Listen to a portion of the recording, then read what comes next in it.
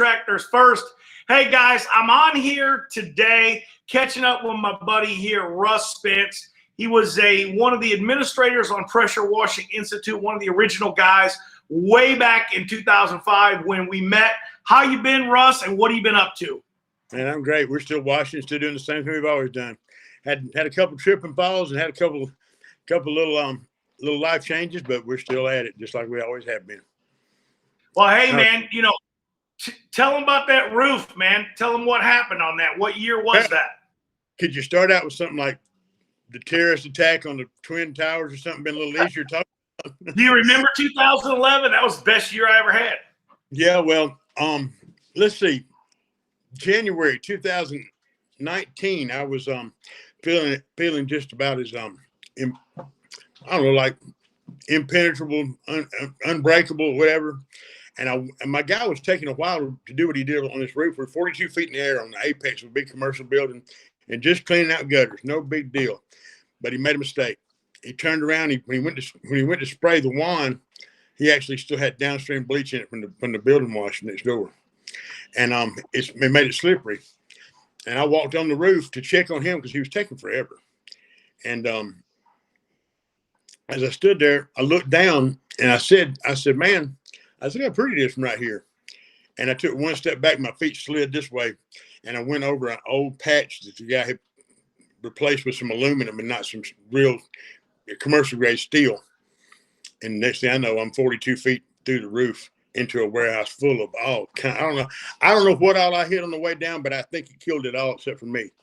But I ended up, once I finally hit the ground, I got up and said, thank you, Lord, for letting me be alive.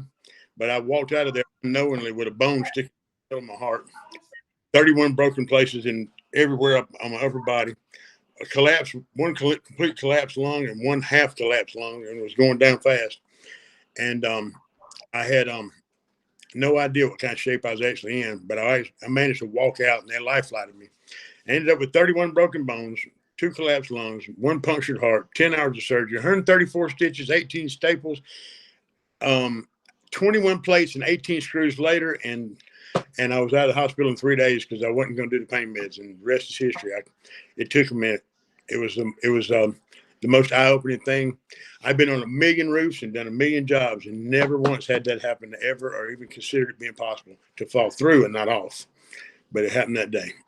And still glad to be here, still glad to be a part of everything. And it's taken about this long to get things back really and truly to where I could actually feel good about working and could actually work again, because the now you're basically, since that fall, you're ready to get back in action again.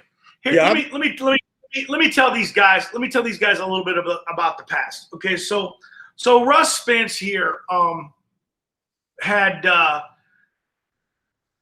want to say, man, you went clear up to the northeast all the way down. Did you ever go to, you went down into Florida too, right?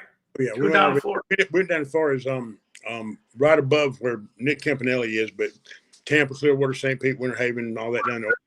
As far east, I mean, you up there in Delaware and Massachusetts and all that? Far north of New Hampshire, Boston, New York, New Jersey, whatever, Pennsylvania, over into the Ohio Valley, and eventually went to the Ohio Valley down in through Indiana and all that. This was damn near $1 million contract on shopping centers that you used to run and do. Right. And you've done this for, you literally have done this for almost 20 years now. I mean, it's been close to 20 years. And you're getting ready to get back in action with that. I know, and that's a good thing. But I just wanted them to know, like, your experience with commercial. I mean, you do the residential too. I know you ProClean. You did the residential like anybody did. You get a residential call, you charge a lot of money, go do it. But I wanted them to understand that, like, you're one of the original commercial contractors in this industry. Like, you would do big, massive commercial buildings. We're talking about that roof you were washing, the gutters you were washing. The roof on that building was what? How many? 600,000 square feet? How many? Probably 800. 800, yeah. I mean, so just give these guys understand the magnitudes of the jobs. You've worked for government entities, you've worked for state, you've done colleges, you've done stadiums. I mean, this guy right here has done just about everything. Gas stations are like, for you right now, they're like a joke. That's like we always laugh. We always laugh about the gas station stuff. Let me stop you right there and tell you something.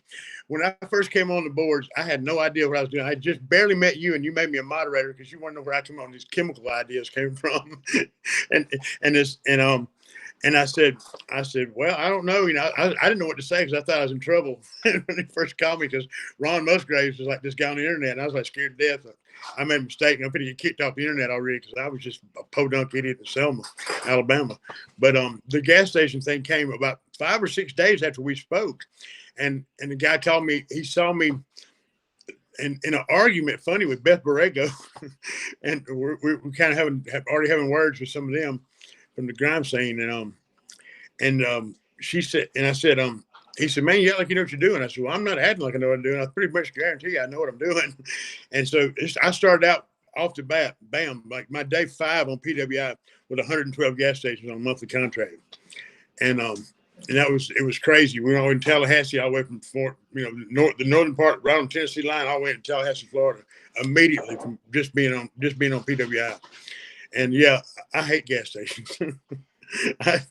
But they're good for some people. They're just not good for Russ Spence. No, you knew my feeling about them too, but I don't say that now, because sometimes gas stations are a good place for somebody to start. They really are. They're a good place. But you and I both know they're just not solid. That's the thing. They're just not solid. Man, I was in Huntsville, Alabama. Tell you how crazy they are. And we had this whole thing roped off.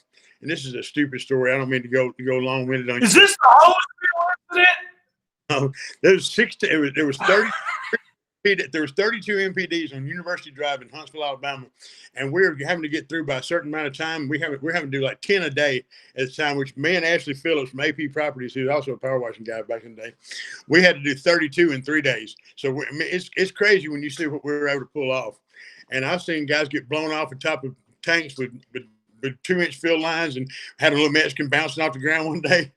But this one particular guy, this guy runs through the orange tape, runs through the yellow tape, runs through runs over all the cones, pulls him next to the thing, says, I said, sir, and he's standing in caustic. I mean, like raw caustic.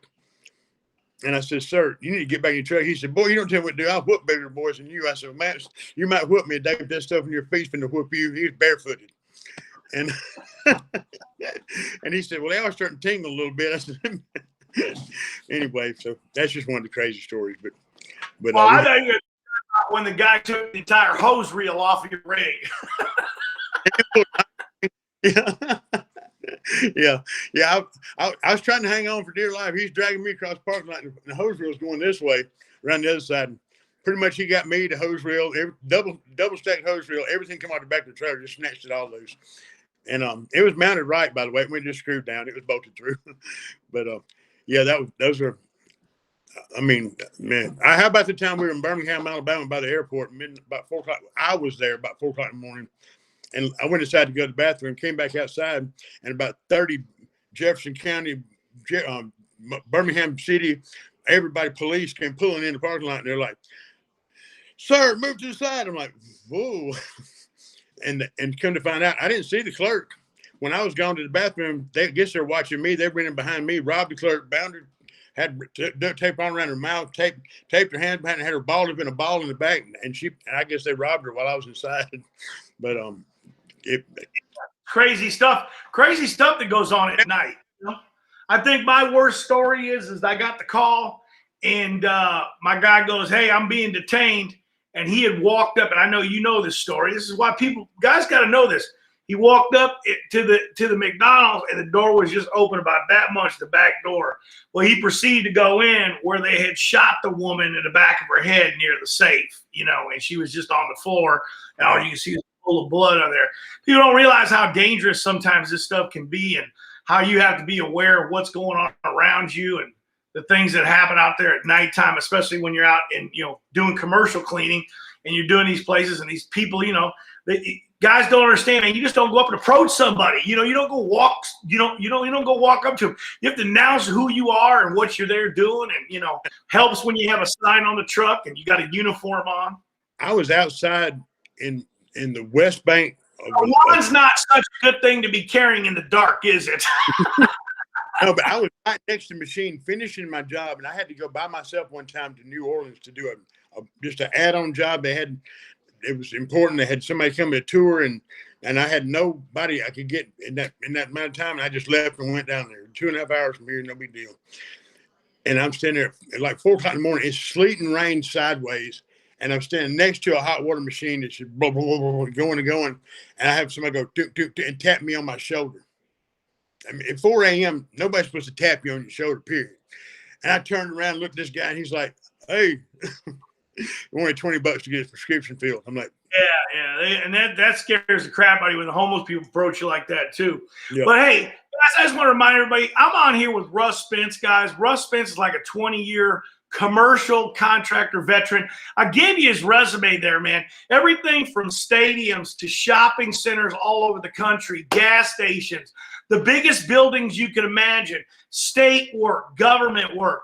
Russ is back in action after a horrific accident he had in 2019.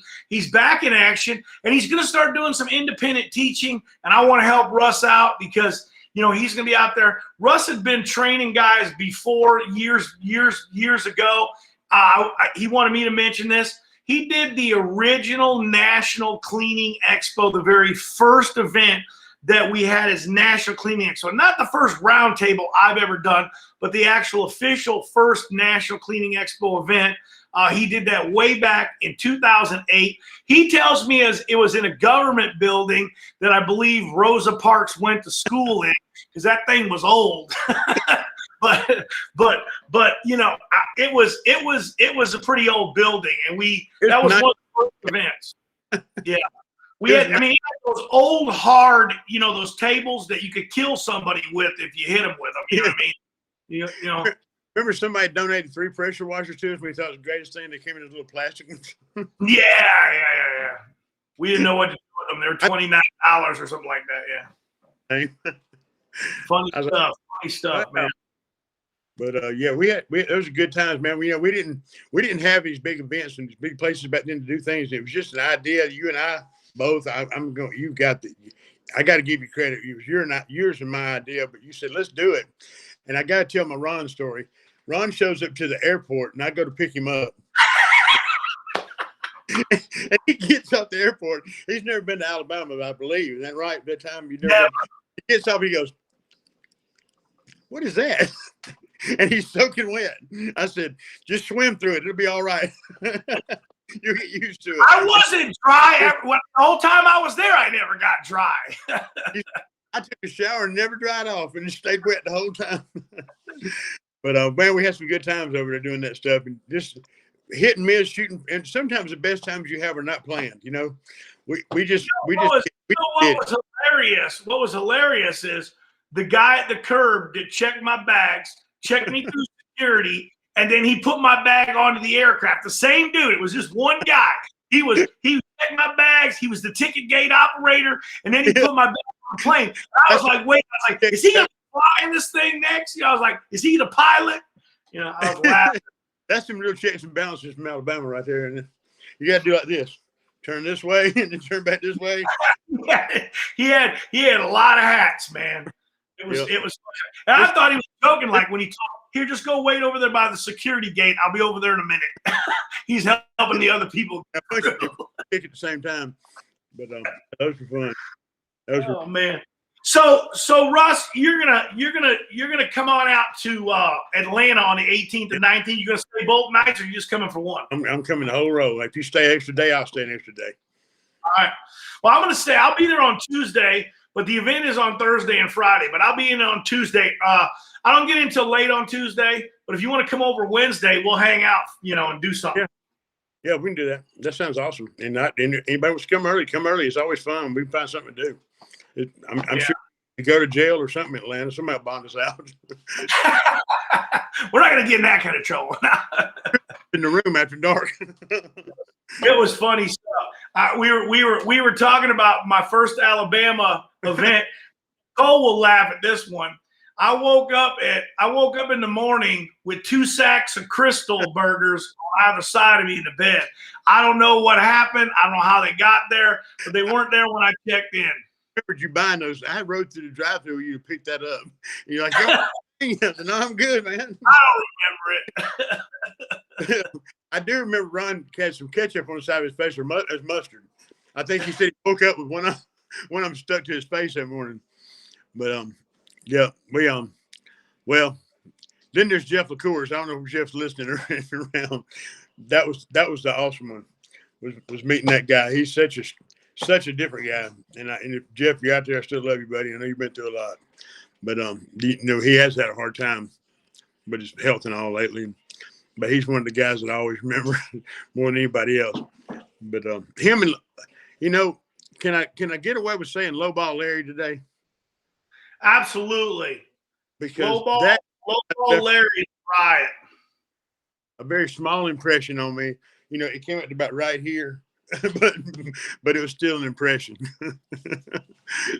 I know if Larry's out there, he's been good enough to check on me through the years and say some happy birthdays and stuff too. So we're all still part of the same family, and I'm looking forward. I hope everybody comes. I mean, I wish it'd be everybody we ever knew and everybody we don't know, but it's going to be. There'll be a lot of familiar faces, and there'll be a lot of faces that, like you said, we don't know.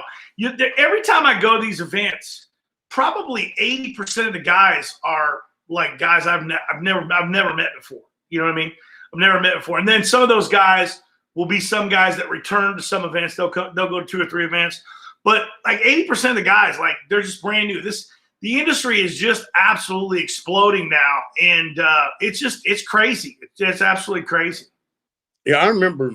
I mean, it's so different from where we started, and so much more complicated too in other ways that it wasn't before. I mean, I'm old school. You have a hard time teaching me about some of the stuff.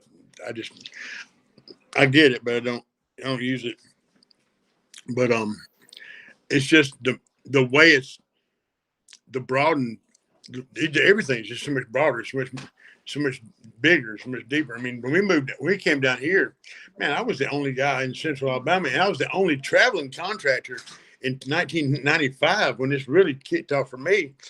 I was the only guy from here. There was nobody else. I mean, there was nobody in South Alabama, North Alabama, anywhere. Not watching. Hopefully, Nick isn't watching. No, Nick was traveling. I think Nick was the original road king. I mean, he's the guy responsible for getting me involved in on that contract stuff. The guy that came after you that had that beast washer. What the heck? Remember the guy? He was from Georgia. Yeah, Atlanta. That's Wetfoot. Wetfoot, yeah. Many MANY, many business services. Man, that dude had 40-foot trailers. I mean, these guys, they got big stuff now. They should have seen that. That's it. That's super rigs. Remember that post? Yeah, it was crazy. Mine was not even, I can't count mine as a super rig. It went 26 feet one time, the biggest one I ever had. But this guy had a 40-something foot pull behind gooseneck with, I mean, it was full front to back. It was big. Man. And he really did a good job, man. I saw him. I saw his guys. They had like 4 of those big, giant, humongous things. And the smallest one was like 32 feet or something like that, or 24, 32, and 40. And one was like 48, and they were full of equipment. And big, giant reclaim systems. I mean, he was a Walmart guy. I do remember that. Look at that, man. I got a question for you. Look who's watching. Who? I can't see it. Stephen Button. He's asking, remember when we were talking about Stephen and who was it you said couldn't understand each other? You put a picture of us on PWI, remember? We were looking at it and said, man, this conversation is neither one of them understand each other. He couldn't understand you. You couldn't understand him. He says, man, blast from the past. Great to see Rush. Is Ashley still around? And he is. He's doing houses, right? For me. Ashley's in Destin. Yeah. He's about an hour and a half away. About like he was before. We don't see each other. We still talk sometimes. Man, he's doing a great job. He's back doing his stuff full time, what he was doing before. Michael Brady says, morning all. You probably don't know Michael. He's not a new guy, but not an old guy. Matt Cox. Do you remember Matt Cox? The name, yeah. It's going to be reposted. I want to watch it, but don't have time now. He'll come back. He must have saw the feed online somewhere. And Steven heard your message. Put a little smiley face up. Man, he's a great guy. That guy's a real inspiration. He started from nowhere and built that business down there. Oh yeah, he's doing great, man. Right behind me. He's doing great. I mean, and the funniest thing is you talked about you were the first meeting for National Cleaning Expo. I think Florida was the second, and that's where I met Steven, was in Florida in 2008. I had it down there with Corey Finley. We had it in Florida. He called it Orlampa because it was between Orlando and Tampa. Hey, how about Tucker, man? I haven't talked to him in a year or so. Chris is around, man. We need to, I really wish some of these older guys would come online and do a recap. I'm gonna go ahead and send Chris out the link right now. Maybe he'll come on and watch it. But yeah, these guys all need to get all these older guys on here talking about this stuff. People don't realize, a lot of these young guys out there, they don't realize that, all the things that you've done in this industry are absolutely amazing. I mean, they're just phenomenal. You know what I mean? Like I think about your portfolio, Russ, and I don't think that, man, I don't know anybody else that's done like diversity that you've done in the commercial business, man. I mean, it's just unreal. Probably the least you've done. I mean, and you probably done community management too, but I never saw a lot of those projects. That's just something I did in between times.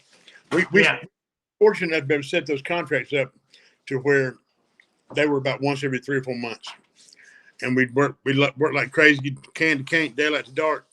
And I mean, literally, I remember the last trip we made. I came home, and I started in Cinnaminson, New Jersey, at 5:30 in the afternoon.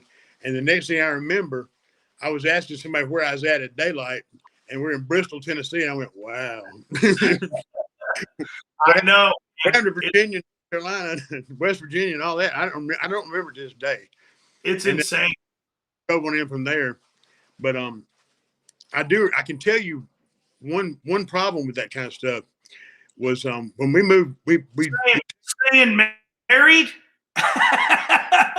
Staying married might be one. That's the second problem with it. We moved down here in 2010 to where I'm at now, just south of where we started. And as soon as we moved down here, I saw this. It was during the oil spill.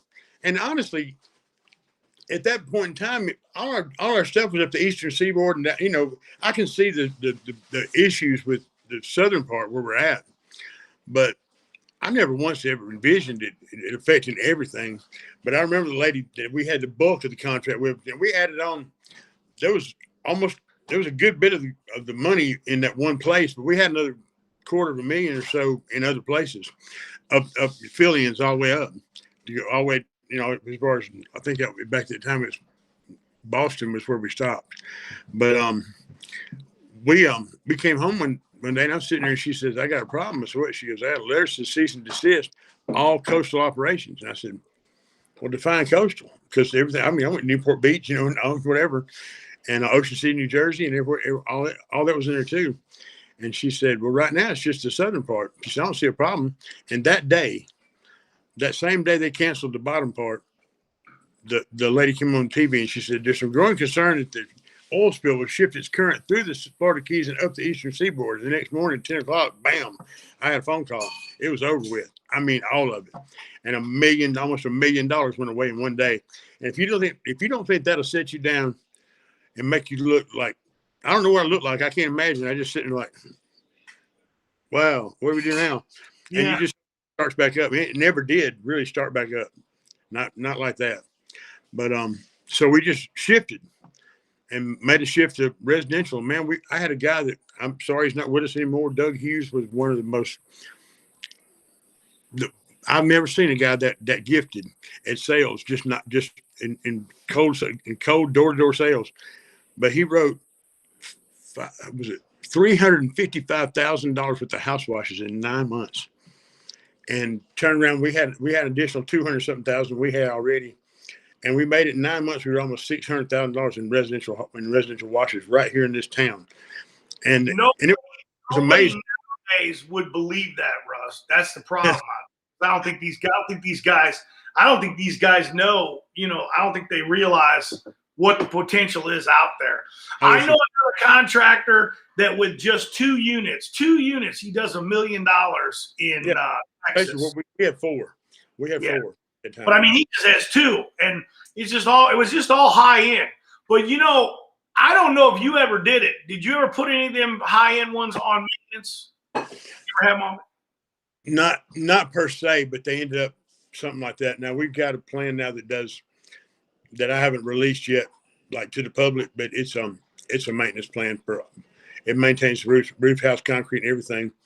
And we also have got a formula that was in the works, and I haven't ever said anything about this, that you want to burn a plant again once I can release it, but I can't release it.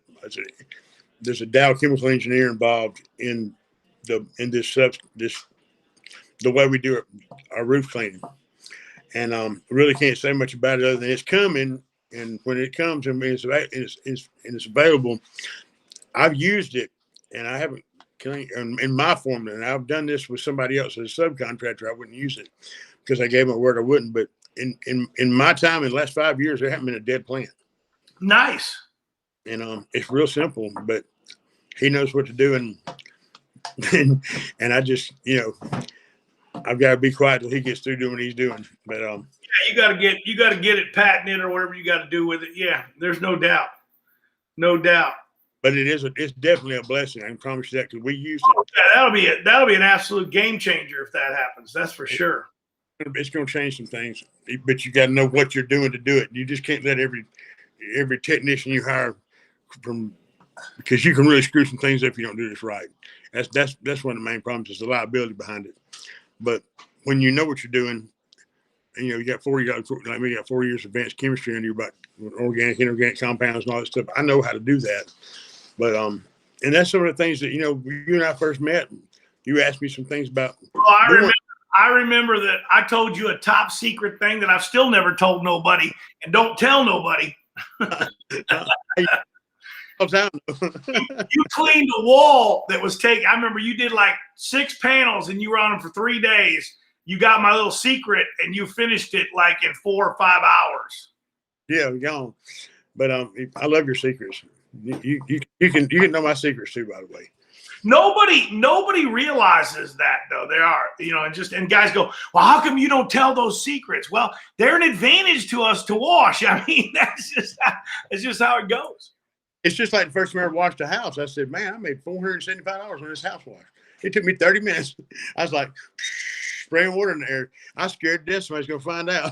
I made my life complicated just so they'd look at my trailer and go, wow, what is all that? It's just water. Man, next time we get on, I got to get a picture of that monster you had. Gooseneck trailer. What did it weigh, man? 20,000 pounds? How much? In the end, it was pretty tough. It had 3 hot water. I mean, these guys, it's nothing to them. They had it all. They've got it all now. I've seen a bunch of these rigs, but it had a full reclaim system, oil water separation, 500-gallon tanks, 2 65-gallon tanks, 3 35-gallon tanks, 6 hose reels, 3 hot water washers, onboard generator with full LED lighting all the way down both sides. You could light that thing like a Christmas tree at night. And it was just one of a kind. It's just, they didn't even play music if you wanted to. But crazy stuff. Well, hey, Russ, I'm looking forward to catching up to you, man. We're only like 18 days away from the event because today's the last day. Tomorrow's the 1st.